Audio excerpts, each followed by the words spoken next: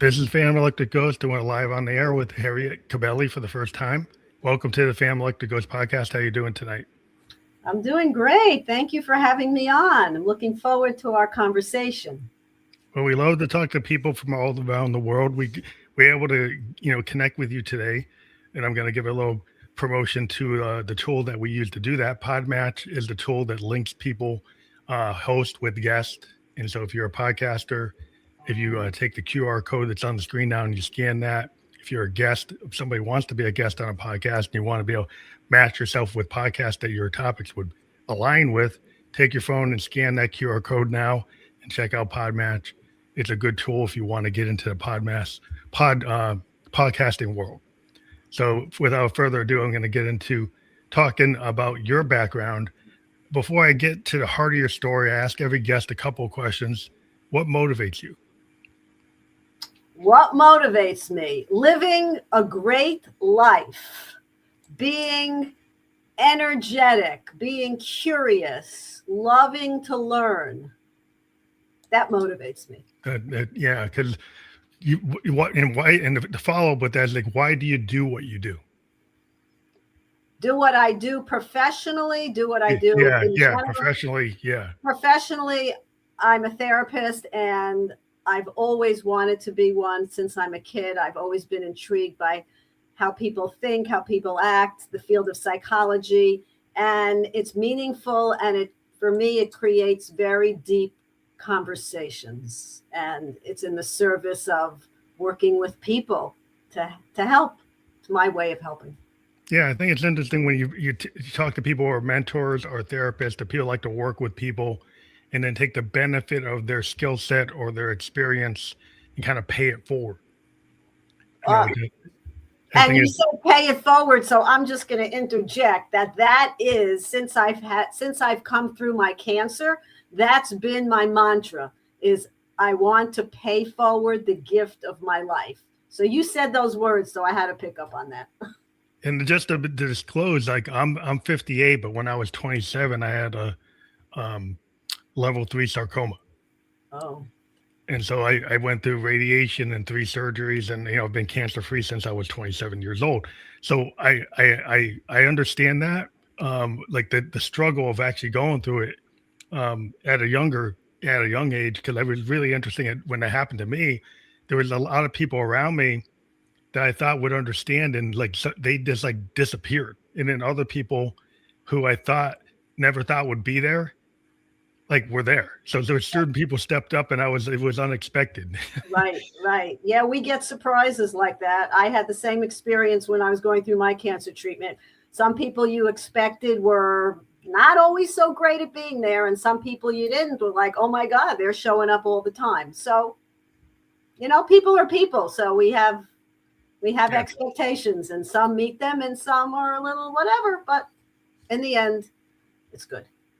It's kind of like when you have the crucible moment in your life, something like, anything that happens to you that, cancer is traumatic, and like any kind of post-traumatic stress type of event, it can actually be a crucible moment that makes you look at like your life like a Victorian, looking in the looking glass, like a poet.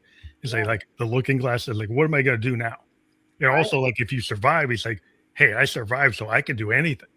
Exactly. There's so much that comes out of it. As a therapist, we call this post-traumatic growth, that when you go through something really life-altering or traumatizing, that it's not just about post-traumatic stress syndrome that everyone knows about, but there's something positive called post-traumatic growth, where we can really grow as an outcome of the challenge and adversity that we've been through. And we need to know that it's an option. We really can grow out of it. We don't just have to go back to life as it was and just pick up the pieces, but we can really take life on differently and reconfigure how we want to be in life, how we want to show up. Yeah, it's like the idea of like thriving versus surviving versus like a victimology, is like you playing the victim rather than saying like, hey, here's an opportunity. Right. I always look at it like, if you get a challenge, like since I'm a musician, right? What you do as a musician is you try to go into areas you're not the best. It's stuff that you aren't the best skilled at, right? As an artist, you tend to push yourself into places where you're not fully comfortable. Because Oh, that's where the really interesting things happen. If I right, just do the same thing all the time, it's kind of like muscle memory. It right. doesn't really push the envelope. Right, right. So it's like a quote I have on my fridge. I think it's by Neil Walsh. Life begins at the end of your comfort zone. I Yes. love that. I love, love, love that. That's one of my guiding quotes. I'm a quote person and I have tons of quotes all over, but that's a big one for me. Life begins at the end of the comfort zone. It's exactly what you just said. If you just keep doing the same thing, you don't grow, you don't challenge yourself, you're not experiencing new things. And there's so much out there to experience and step into. But Yeah, it's definitely it's super important. I remember one of my favorite artists, David Bowie. He had a conversation in an interview, and they asked him. He said, "As an artist, I like to kind of tread water artistically, push myself into areas where I'm not comfortable." Mhm. Because I think he basically said, "Is like I don't want to drown, but I Yeah, want to tread water a little bit and go into some area." And that's why he kind of reinvented himself all the time. right.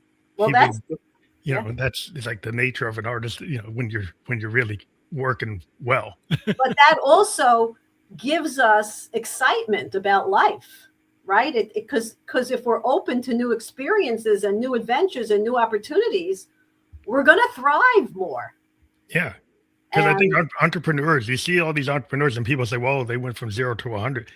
Entrepreneurs, if you actually check like their life story, there's a lot of failures that's right. before you got to the point where you were successful, because they're willing to try things. They're That's right. willing to push things, and they get bored and they go into another area. Right. Right. Well, they say success is not a straight line. It's a squiggly line. Yeah, it keeps on going. Like you Because never. it's a step forward and it's a step back and it's a step forward. Nobody has a straight line straight up to success, because we learn from our mistakes. If we're not going to be brave enough to step into unknowns because we're afraid of failure, then we're not going to get to that great point either, because we'll just stay comfortable. And staying comfortable sometimes, at least to me, means staying small, Well, yeah, it's like in the staying box. in our own bubble. It's kind of like in the box kind of mindset. Like if you're like stuck in the cubicle, you're stuck on the assembly line, you Yeah, get into a bad loop. You're doing the same thing, but you're not happy.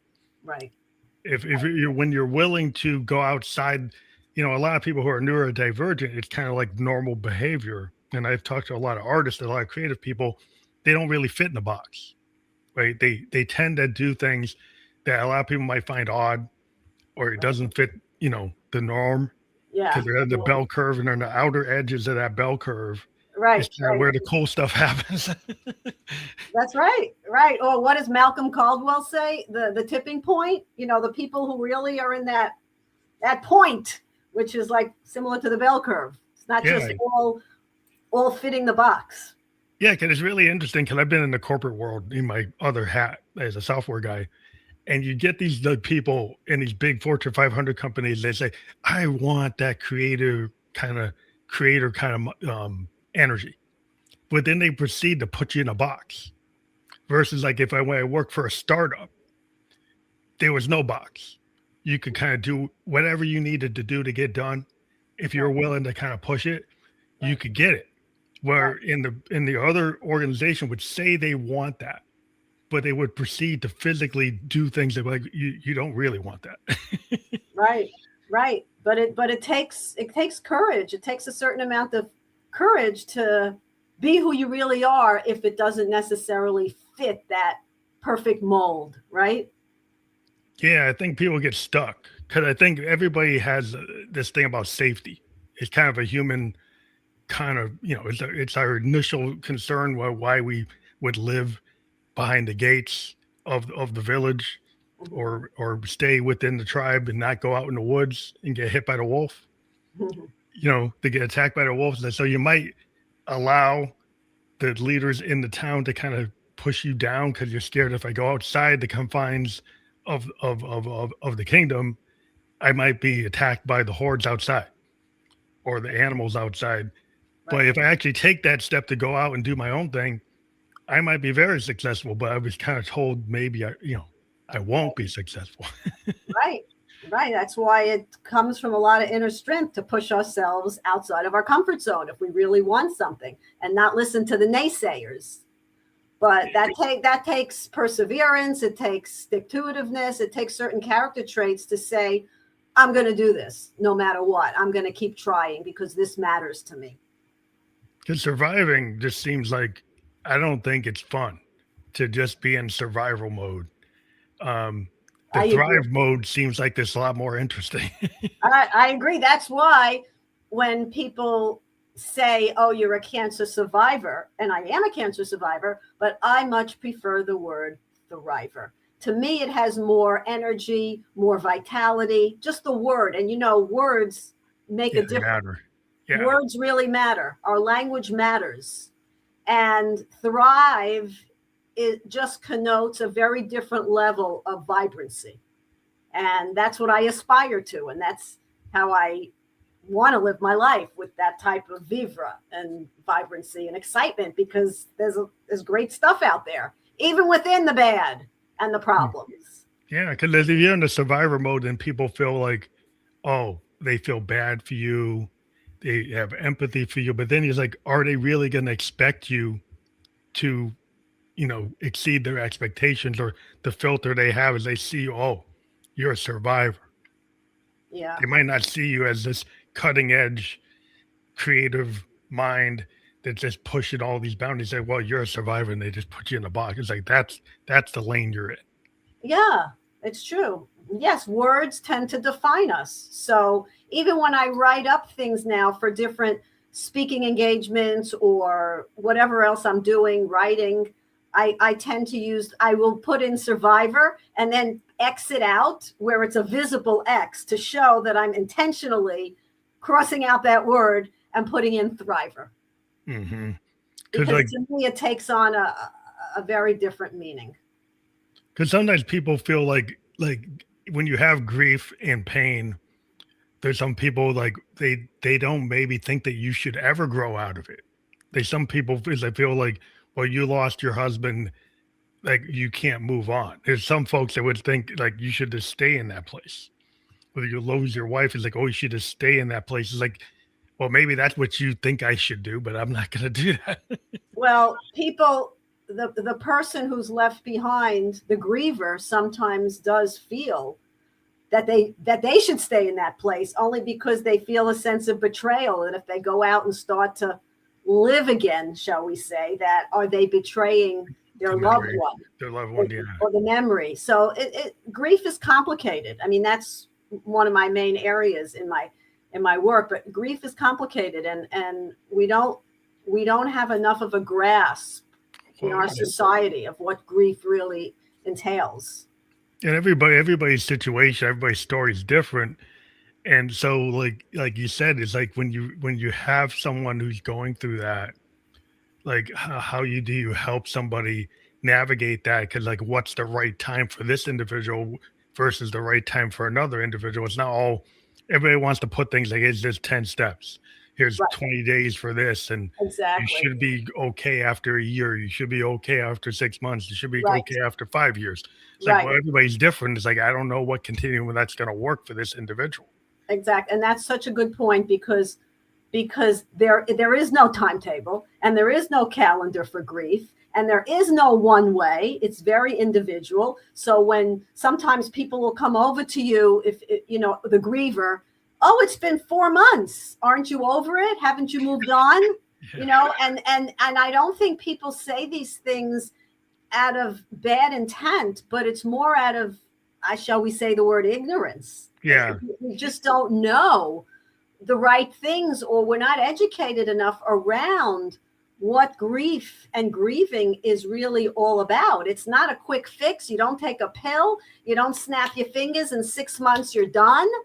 It just doesn't work like that. Not in the non-Western world, there's more appreciation and they have more rituals and communal events around grief. Yeah. I lived in Japan for 2 years, and there was just a different Eastern sentiment. A lot of the Shintoism, the Buddhist practices that they had, Nishu and Daishonin, and different things. I just experienced a totally different world because it was more socialist in terms of like when the flu season came, everybody was wearing masks because they didn't want to get people sick. Right? It was just in Tokyo. That's what people would just do, and it weren't so individual. It was like, well, I don't want to do it.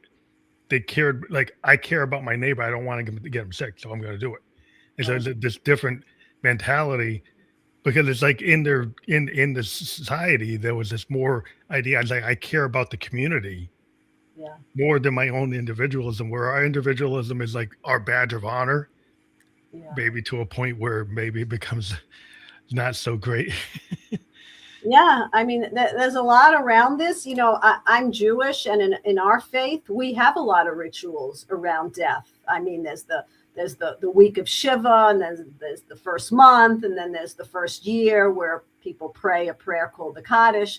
So there are things instituted into the culture, timeline, into our culture, into our religion. And even with that, like during the Shiva, when people visit you the week after you buried your loved one, I mean, the comments that come out of people's mouths are just, again, not because it's ill intent, but it's ridiculous. Like, we need classes in what to say to people who are grieving. Well, it seems like a lot of times, like, we just think so much about STEM. We think about like teaching our kids like what it is to like succeed financially within the capitalist system. But we don't teach them how to communicate. We don't teach them how to have a good relationship. We don't teach them the soft skills, because like, oh, that's soft. Right. But it's like they're pillars to a human being. That's right. And it is called the soft skills. And those soft skills are very important. That's the emotional intelligence, the EQ. And studies show that the EQ is a greater indicator of lifelong success than IQ. You know, you could be brilliant, but if you come to an interview and you can't make eye contact, or you can't get along with your fellow workers, so what good is it? Yeah, I've seen some guys in Silicon Valley, like the IQ is good, but the socialization is not good. Right. And that's why they've added a lot of emotionally intelligent, we call it EQ, curriculum into the schools. I used to work in the New York City public schools, and they had a lot of different programs to bring in emotions and socialization and feelings. We'd have a mood chart. I used to work with the little ones, and you know, use your words, and how are you feeling when he took your toy, and you'd point, oh, angry. I mean, there's a lot of realization around the importance of emotional intelligence and feelings, and just how we cope and how we deal. And the interesting thing is, I think, and this is my own personal bias, every time you see on TV or a movie where someone's upset, or they had a fight, or they're depressed, or whatever, where do they go to? They go to the bottle, they go to the bar, they drink.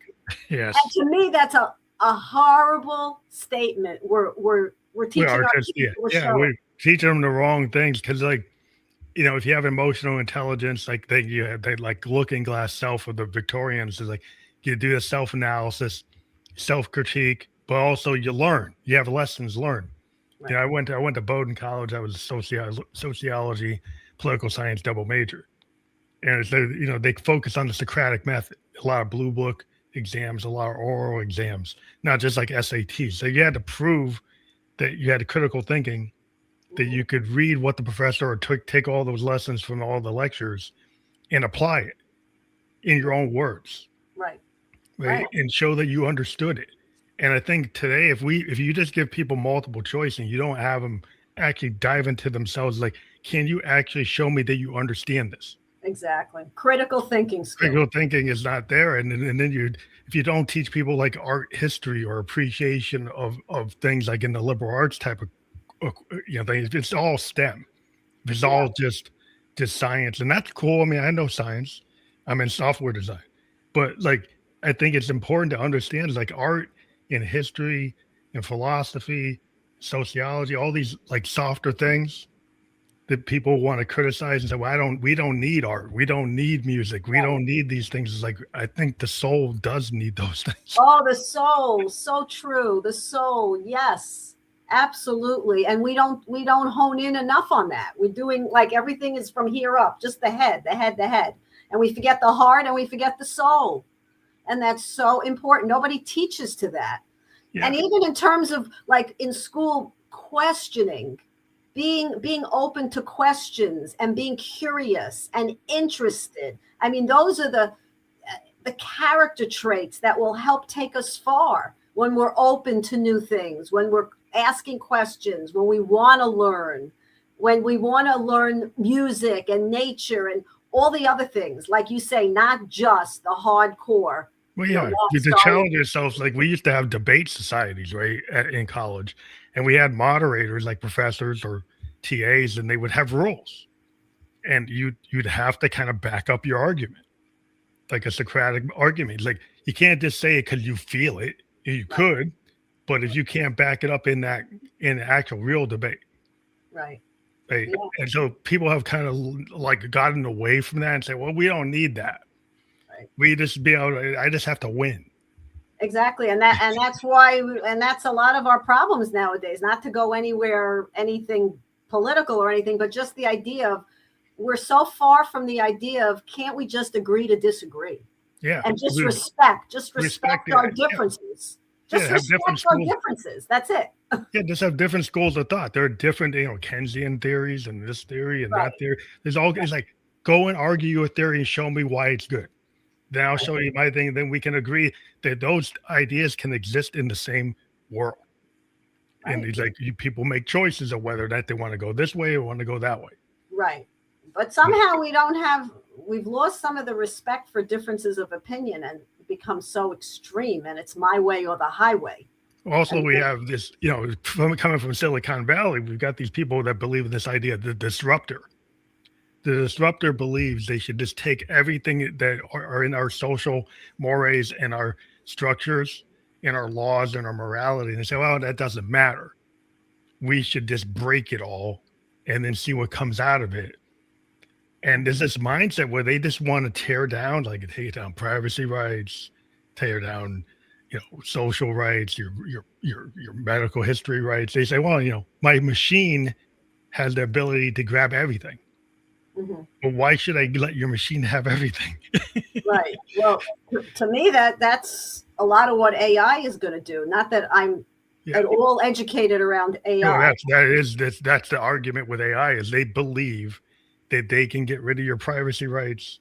They can get rid of your personal medical history rights, your ability to have any sense of independence, and they can just monitor you. Yeah, I think it's scary. I think it's very scary. And I think AI is just, I don't know, it's going to make us stupider. Well, yeah, the problem with it, like when they have kids, in high schools and colleges, using it to write their papers, the professors and the teachers are having to push back on these kids. It's like, you need kind of Dewey Decimal, go back to the library and learn how to do it yourself. Yeah. Like, go and learn how to do, like, this is a nice tool, but you still need to know how to go into the library, do your endnotes, do your footnotes, do the critical thinking, do the work.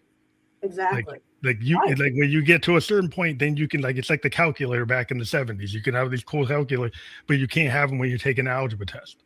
Right, exactly. Or it's like when the digital clock came in and people forgot how to learn how to really tell time. Read an analog clock. They can't read it because So it's just another step, but it's a little scary, because even now sometimes I have to stop myself. If I want to look at something, I go into chat, whatever you call it, and I'll put something in, and there will come a whole thing, and it's like, I could see how you stop thinking. You just ask it, and it's got it all there for you. It's a little scary. And it's scary because it can give you a very convincing answer. Yeah. And sometimes the answer it gives you is not accurate. But because it gives you a better answer than the Google search ever did, people are getting in trouble because, like, lawyers, doctors, engineers have gotten in trouble taking that answer and then applying it without double checking it. Yeah. And then it's burned them. Right. No, we're going to have to learn how to use it, intelligently, just like with the phone, where there's so much problems with the phone and kids being addicted. Yeah, screen time. We have to learn, we have to control it. It shouldn't control us. And it takes over our lives, and that's on us. It's because I think people just don't want to get, it can be very negative. Like if you think they talk about doom scrolling, you got these people, like whether you're a kid doing it or you're somebody, an adult, and you're in your bed at night with your phone in your bed, Mhm. instead of going to sleep, you're doom scrolling. That's That's right. not good for your health. No, it's not good for your health. It's not good if you're in bed with your partner, because instead of connecting with your partner, you'd rather connect with something on the screen instead of the person in front of you. Yeah, it's like family dinner. Like I'm a child of the '70s. We'd have the family dinner before they had TVs that would fit on your table, and Yeah, you would not have the TV at the dinner table. You would actually have a conversation. Nobody exactly. had a cell phone. Right. You're at the table, and you have those family discussions at dinner time. But now everybody's like, "Oh, I gotta go." How many families are actually eating together? Exactly. Or when you go to restaurants and you see families with kids and the kids have their phones out, because that way mommy and daddy can talk to themselves, talk Yeah, between nobody's themselves and nobody's not have paying the attention. kids. Every generation has their thing. When I was raising my kids, like you said, it was TV time. We had to monitor how much TV time our kids were watching, and not bring food into not bring our meals into dinner to TV time. Now it's Mhm. the phone. Then and the computer. Next, it's going to be, we have to monitor AI. I mean, every phase is going to have a new piece of technology that's on us to really monitor and learn discipline around it and set boundaries. Yeah, Otherwise, we it have takes over. Yeah, you have to stop and think. It's like, sometimes it's good to physically get a book and actually read a book. And Or sometimes it's good to not do anything. And sometimes it's good to be bored, yeah, because, probably as a musician and an artist, some of the most creative ideas come out of being bored, or you're laying in bed looking up and, you can hear your thoughts, or you're taking a walk outside without sticking in the pods into your ears, and thoughts come, and it's, oh, and yeah. you could start hearing yourself Well, you and have to have having that ideas. unplugged time. Because like I live in New Hampshire. I go out into the pines by the Merrimack River and walk the river trail. And I don't have anything on. I don't have my earbuds in. You just sit listening to the river, taking a walk. That's And beautiful. you can get a lot of good ideas. I've gotten tons of ideas musically, just walking out in the woods, and I mountain bike too. And what I like about the biking is like you can't have anything connected with your mountain biking, in the woods. You have to focus on just being in the woods, on that bike so you don't fall off the bike. Right. So you get into this kind of zone where you're not connected to the net. You That's can't great. be thinking about other things. You just kind of got to be in that moment of Right. doing that activity. That's great. And there's so much research that shows how healthy it is to be out in nature and the woods, and how nourishing to our mind, to our soul, to our whole well-being is to be out in nature. So Yeah, much is there. I think there was a poet that said nature is the cathedral. Oh, I think Longfellow or Hawthorne, one of the great like romantic poets said that, oh, and I it love is that. very sustained. I love like Wordsworth and Blake, and I'm Uh-huh. always like it's part of. Before I became a musician, I was really into a lot of poetry, even the Harlem Renaissance stuff. And I just like the poetic form is kind of like it's just a short form, like it's a story. You're still telling story. You have the epic poems like the Odyssey or the Iliad, Right. but it's a different way of telling a story. Oh yeah, it's beautiful. It's like ballet and opera tell stories Yeah, differently than going to a Broadway show, right? yeah. It's just a different type of art form, but it can be very powerful because sometimes less is more. Oh, definitely. Two lines of a poem can get a chapter in of a book's ideas. Yeah, Definitely. yeah. You could Yeah. do it like if you get some painters, it's like, well, I could have all these layers and brushstrokes, or I could be a little bit more space. Even musicians, we talk about the space between the notes. Ah. If you have to kind of be really daring to leave space between your notes because it could actually reveal like that you're actually making mistakes or it's Uh-huh. not like if you overlay too many things, people can't really tell what's going on. They get Uh-huh. overwhelmed.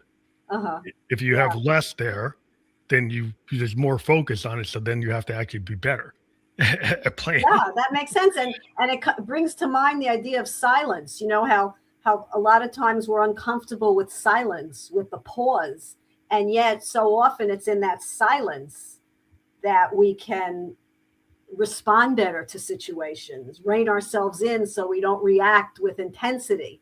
That silence, silence to hear ourselves. But we shy away from it. Where in general, people will come in right away. They turn the TV on, the radio. We're not comfortable with silence, and we need to be more, because those are some of the meditative qualities that can help nourish, again, going back to your word, the soul, and just help us overall. Well, meditative practices. Yeah, because I was in Japan and I learned about like Nichiren Daishonin Buddhism and meditation and chanting and just like breathing exercise and Tai Chi. And just when I was in the Eastern world, there was like it was really interesting because I was working in Japan, downtown Tokyo, and they have these little like parks in the middle of Tokyo. And during that, anytime during the day, people are doing Tai Chi, people are doing meditation, and you see these salarymen with the guys in the three-piece suits, and they're doing Tai Chi during the middle of the day. They would just leave their desk and go out to this park and do Tai Chi, or sitting there drinking green tea and kind of meditating, or, have people chanting and doing all these, things that are not what we would see. And maybe in San Francisco you'd see it, but you wouldn't see it anywhere else. Well, you might not see it out in public, but you'll see it in certain studios, like yoga studios. Yeah. I'm starting my Tai Chi class next week at my local community center. So they have it, but it's not out in the open. Yeah, it wasn't out in the open. You could just go out and he's like, wow, it was just like in your face. Yeah. And I just thought it was really cool because it just gave me a different perspective when I lived there. Just in terms of the language itself, there was like less is more, because it's like a character-based language. Okay. There's a lot of like, katakana and kanjis are symbols, unlike our English language, and the symbols can mean a lot. Mm-hmm. And you actually, when you got a Japanese document, because I was at work and I have these translators and stuff, the documents would be way shorter. A lot shorter than our English version of the document would be way longer, because we had to say, you had a lot more words to it than they did. Mm-hmm. So I don't know the language, but so you're saying the characters like tell more than just one word. Yes, they can tell whole phrases. So you sometimes would have a lot less like paper. Like if you had a Japanese document, it might be 30% shorter than the American document. Wow. And what we learned is we had to actually do like flow charts to be able to have a common understanding, because sometimes the English would like misread what the Japanese said, because they would say something and we couldn't get all the meaning out of it because we didn't understand the depth of what the kanji meant. Right. Interesting. Very interesting. But, along the lines of those practices, you're saying meditation and Tai Chi, those are very restorative. Like, so when I was going through my cancer, I implemented a lot of that just to help my body relax and just feel more present, take away some anxiety. I mean, there's a lot to be said for those practices that are really beneficial. We call it the mind-body connection, that whatever is going on physically for us, if we calm down our nervous system by meditating or by breath work, we lower our levels of stress, of cortisol, which enhances our well-being, minimizes some pain. I mean, there's a lot of studies on this. So personally, I'm very interested in that mind-body connection and all of these practices that are getting more popular with Western medicine. And that I'll say, definitely. I think it's super interesting because a lot of Eastern practices, a lot of indigenous practices for thousands of years had a lot of these elements. Right. The kind of Western medicine kind of poo-pooed it, didn't look at it as important. And I found, like you said, you were diagnosed with non-Hodgkin's lymphoma in 2022, right? Mm-hmm. And like what you find is, like, I don't know, as a cancer patient, I started looking for beyond the chemo, beyond the radiation, beyond all the surgeries. Absolutely. What else can I do, like spiritually, right? With my diet? Started looking into like food, yes, like water, like what's in my water. What's Yeah, in my food is and it's funny you say that because we ended up getting a whole new water filter in my house after I finished treatment. yeah. And I had a fabulous oncologist. Having said that, she was very straightforward. I was not allowed to take supplements or do anything that I'll say was more integrative. But as soon as I finished my treatment and I rang the bell, the first thing I did was get my tribe of my type of doctors, my integrative doctor, my metabolic nutritionist, all of that stuff, because that speaks to me. Now, that doesn't mean I wasn't going to do the chemo. Of course I was, but Yeah. I like the whole Picture, holistic. Yeah. yes, You don't and want to be like integrated and getting integrated. integrated. If you go too far with one thing or the other, you kind of like Steve Jobs. It's like you end up like, oh, I should have used some Western medicine. I shouldn't have just done this. He kind of regretted I that. mean, I think they go together. One doesn't preclude the other unless someone's just saying, I'm smelling rosemary instead of doing chemo, or I'm just being silly, saying an example. But this was going to be my way. So when you say that there's a lot of work in post treatment in terms of healing, and like you say, diet and even water and all the different things that you want to now start to bring into your life to minimize recurrence. Because I'm sure you realize, I don't have to tell you, but once you've gone through cancer, it's terrifying to think about recurrence. Yeah. I mean, I remember I was 27, I hit the 58. I've been really thankful. But I did a lot of things. I changed my diet. I started looking at what I was putting in my body. Yep. I started looking at the water, right? And I got filters on the whole house. Because like you found is like there was stuff like skin conditions sometimes come from your shower water, like what's coming from the public water sometimes has a lot of irritants. Yes. And there's a lot of like bad stuff in the water. If you don't have an osmosis, I don't want to get to the technical deal. But I have a really good osmosis, like really good filter. It's pulling like a lot of heavy metals. It's pulling a lot of, can even pull some of the microplastics. It pulls like a lot. And I'm a techie, so I got super into it. But people don't look at me. I even have a hydroponic garden. I grow my own like veggies and stuff because I was worried about the pesticides that come in from a lot of the food we get at the store. Yeah. Even the organic stuff is like the level of pesticides, organic, compounds that are these really forever chemicals that are in things. I don't want to preach it to people, but there's a lot of stuff that if you start looking into what's out there, you're like, well, I got to reduce as much of it as I can. If you start looking into everything, it's like, what's left? I don't know, because I eat organic now, and you're saying there's still stuff. I told my gardener, cut out the weed kills and all the pesticides he's using. So last summer he says, but look at your grass. It's all brown. It's weeds. I said, I don't care. Still don't want you to spray anything on it.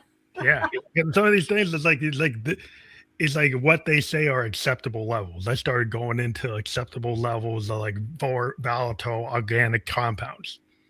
And, the chemical industry will tell you like, oh, yeah, that's fine. But if you have if you've gone through cancer, you start questions like, why is that an acceptable level of this volatile organic compound or this forever chemical being in the water or being in the air? There's an effect. And so you try to reduce it. I live in New Hampshire because I'm trying to get away from all the smog. I used to live in the bigger cities. I just wanted to get away from it. And so I made decisions to get myself away from some of the stuff. When I was younger, I was living in big cities, like kind of heavily contaminated in the urban areas. And I just made the decisions like, I don't need that. Right. Well, I still live in New York, not New York proper. I live on Long Island, but close enough. It's still considered the city because I'm right near Queens. Well, you just do what you can. I mean, but I'm just saying, I just made some decisions. You have to decide, what. Yeah, of course. But it's like you open up a Pandora's box because there's no end to how much more we could be doing. Oh, you can always do more. At a certain point, we have to. You have to decide like how much can I do, and how much is it really going to affect it. But some of it is psychological. Like, but I really think affirmations, if you feel positive about yourself, a lot of the inner work you can do can keep you really centered. Like the Western medicine is important, but also the soul and the spirit and, being able to get your mindset, your attitude, your feeling like you're connected, like you have purpose. Absolutely. I mean, I'm sure you know the blue zones, you know, the places in the world where the people live the healthiest, the longest. Yeah. And they talk, there's like 9 attributes, and one of them is purpose. Yes. I mean, of course, diet and da, but one of them is purpose. And it's very strongly connected to a healthy sense of well-being. Yeah, it's hard because our world is so stress inducing. Like Yeah. a lot of what we've kind of built, these stress engines, they just like they just keep on, just exponentially multiplying. Yeah, because we're all about productivity and busyness. We think that's the ultimate, is to how busy, how productive. And it's a little bit the opposite. Yeah, well, you can get so productive that you end up getting out of a job. Or you get so productive that you end up getting yourself sick. Yeah, it goes both ways. It's like you get too productive, and then you're like you've gone so. You get these guys doing 120 hours, like in the Silicon Valley mindset. There's like these guys that say you should do like 140. Wow. It's a really it's like, oh, we'll just, because they're getting these young kids out of college, and they're telling them they should be on that rat race like really extreme. Like they should just be plugged in all the time, 7 days a week, going straight for months. And I just think it's very destructive. I think you get diminishing returns when you don't give yourself some peace, some space. Definitely. And it's terrible for the health. And, Yeah. and who knows if that's not contributing to our high rates of suicide, high rates of anxiety and depression, high rates of cancer amongst the young now. I mean, we're in one of the richest countries in the world, and we have one of the worst bad outcomes. Health. Yeah, I mean, we have these really bad health outcomes because we don't, like, if you go to Europe, right, and you look at how much time they have off for vacation compared to us, and like we hardly take any time off, and then they give themselves a lot of breaks during the day that our companies would be unheard of. People doing 2-3 hour lunches, and and some places still do their siestas. It's like you go to South America. It's like how are they productive? It's like, well, they actually can be a little more productive than you. Right, like you said before, because less is more. Yeah, it's like a lot of times today, when they found out during the pandemic, when they let a lot of people work from home, and they thought they had to, all these micromanagers thought, I need to look at Johnny in the desk. And I gotta make sure Johnny's at the cube. Gotta check how many words per minute he's typing on his computer. They're monitoring like you. And then they found that even if a guy did like 4 hours at home, those 4 hours he did at home, he was more productive. Right. He was more efficient than the 8 hours or 9 hours when he was in the cube. Right. Because he's less stressed out, because he's at home. He's able to handle some things. And then they still proceed to say, "Oh, let's put him back in the cube." Yeah. It's like you didn't learn anything. Yeah, we're back where we started. Although some people still don't go in 5 days a week, maybe they go in 3 or 4. Yeah, but we're pretty much back where we were. I'm 100% remote because I kind of forced it. Yeah, I'm not sure the lessons we learned back then have stuck with us. Maybe a little bit. Hopefully, a little bit. But you got to set boundaries. I think a lot of people, they don't set boundaries. Like you have to set a boundary, like in your life, in your personal life, at like a microcosm level. Like I was sociology major, but like in your own life, of course, you set boundaries with in your family structure. Right. Well, you said that before. You alluded with like phones, like don't take the phone into the restaurant, or don't take the phone into your dining room table. Setting boundaries. Of course, don't take it into bed with you. Put it outside your bedroom. Yeah, I agree. We have to set boundaries. We're not great at that because we're very hooked in. Yeah, we got people like suddenly I saw the article. It's like, should you take a text message from your boss at like midnight? Like, and there are people that feel like, well, I might get fired if I don't. Yes. So they get put on this train where it's like, if I'm a full-time employee, I'm salaried. It's my obligation. If my boss pings me at 2 a.m., even though I don't work the third shift, I still got to take it. And I think I don't think that's good for peace of mind. It's not. And It's I not. think people should push back. Of course, because it's being on for 24 hours and there's no balance. We used to talk about balance in our lives. I don't even hear that word much anymore because we're so far gone from that concept of balance between work and leisure or work and home life. It's just all overlapping. And I think we're paying the price because I think there's a lot more chronic illness and all kinds of diseases and weight issues. I mean, our society physically is not well and mentally is really not well. I mean, as a private practitioner, I could say that most clients I see, even if they're doing considerably well, everyone's on medication, anti-anxiety, antidepressants. I mean, Yeah. It just seems it's so interesting. A lot of times, like health plans don't even consider mental health. Like I'm a diabetic, I'm a type 2. No one would tell me that I can only have like 5 visits for my diabetic health. If I need to go see my doctor, I'm going to be able to go. Right. But like if you have a mental health, there's some plans that's like, oh, you can see your therapist like 10 times a year and that's it. And then you have to pay out of your pocket. right. And so then it's like you don't consider that at the equal weight of your type 2 diabetes, but that can still take you out of here just like the diabetes. Oh, 100%.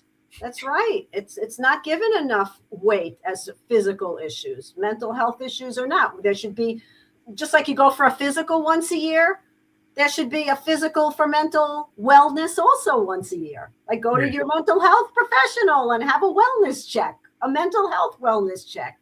Yeah, the actuaries didn't want to price that. I work with insurance companies. Well, they got the price tables, they got all the rate tables. We don't want to price that. Let's save some money.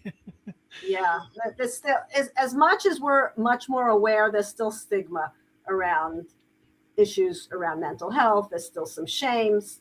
Yeah, the shame. That's a lot. People don't feel comfortable.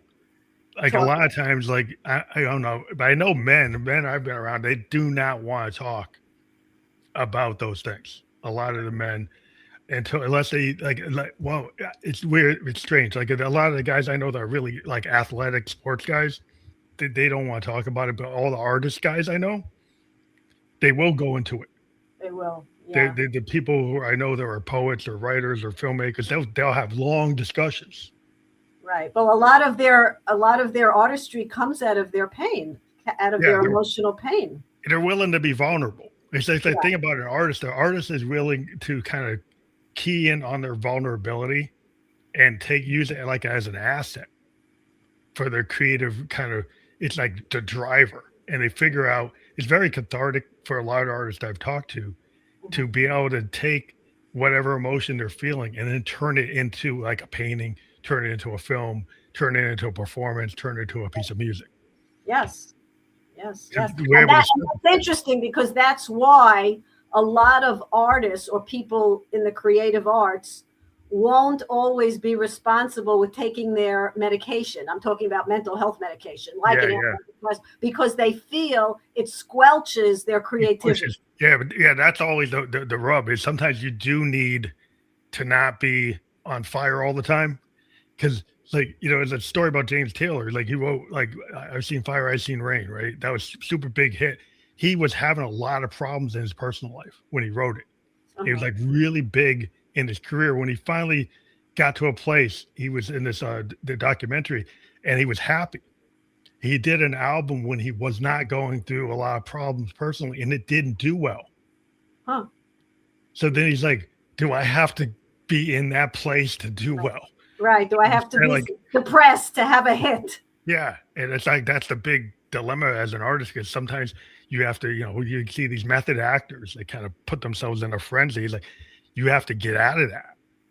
You have to be able to divorce yourself from that because you can't stay in that. Right. But sometimes it's hard to come out of it. Yeah. But isn't that interesting that that's what it takes to resonate with your viewers, with society? Because people are connecting with that kind of vulnerability and pain. Because otherwise we walk around with masks.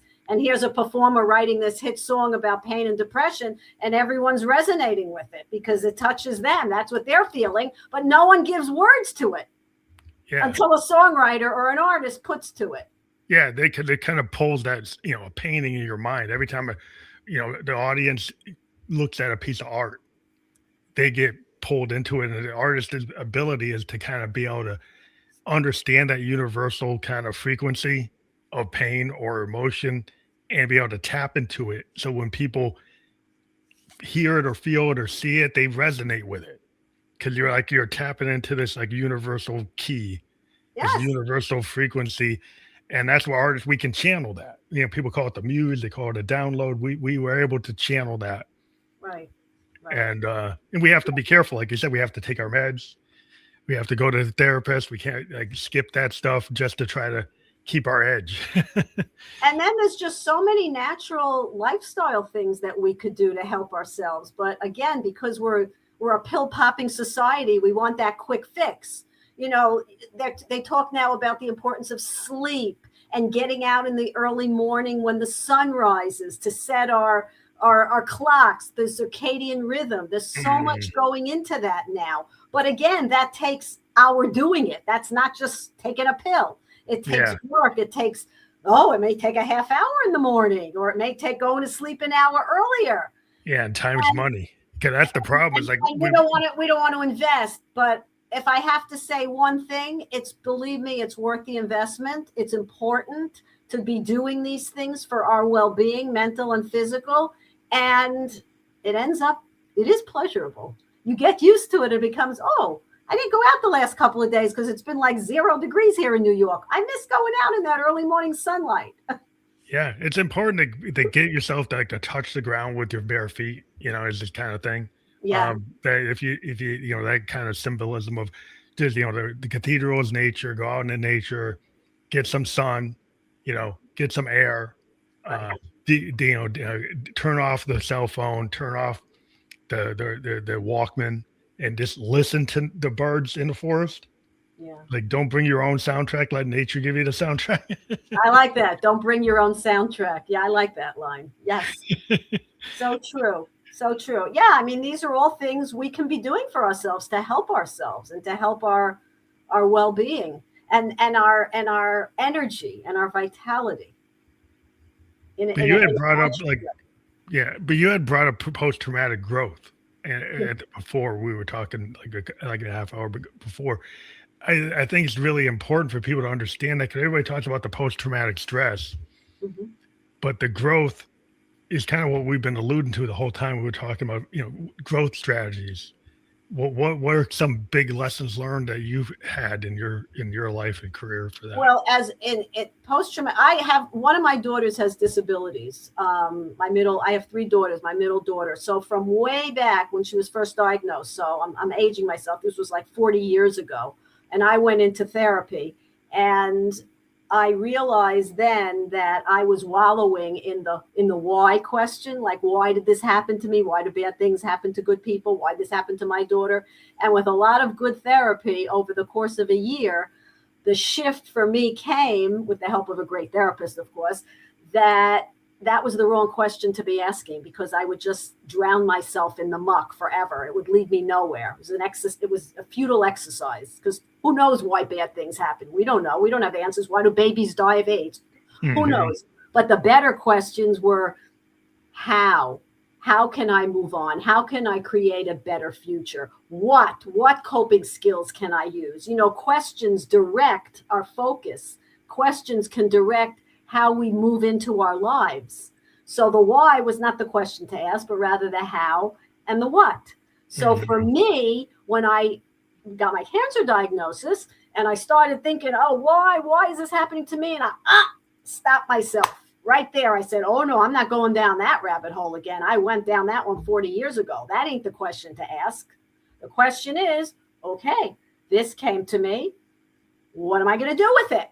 Which brings up Viktor Frankl's work, who I love. He wrote Man's Search for Meaning after he came out of the Holocaust, out of concentration camps, and that's like a life-changing book. And one of the basic tenets is, amongst many of his work, is it's not what happens to us, It's how we respond Yes. to what happens to us. Very crucial. And we all kind of know it, but we don't really live into it.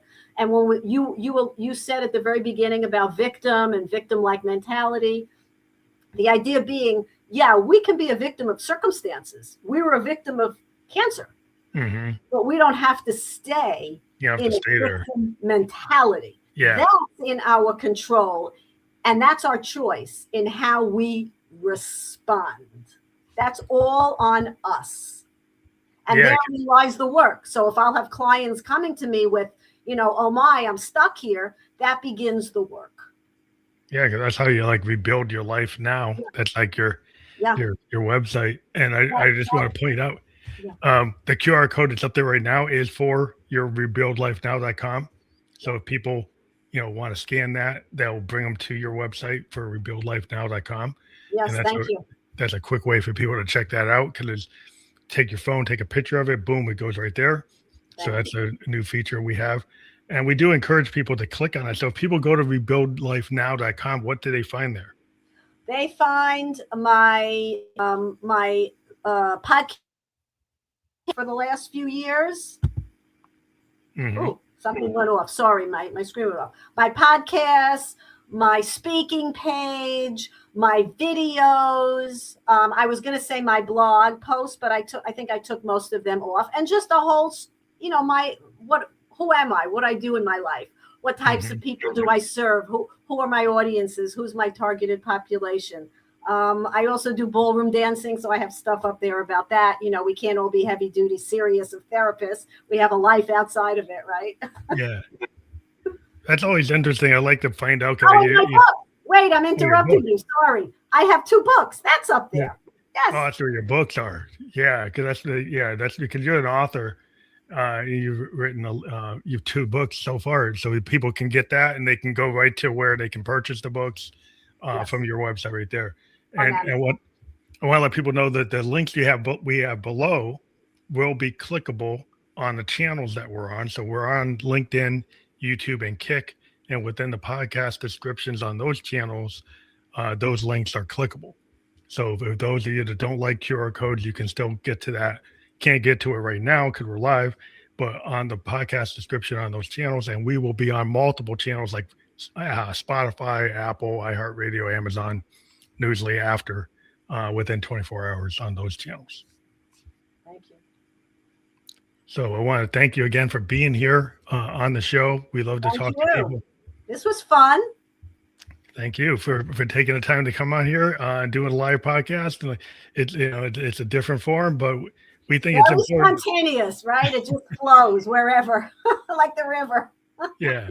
Well, I hope you liked it. And I said, we're gonna create a landing page for your audience, and whatever platform they want to push on it. We're gonna create some reels and some clips. We'll send some of that to you so you can push it on your website.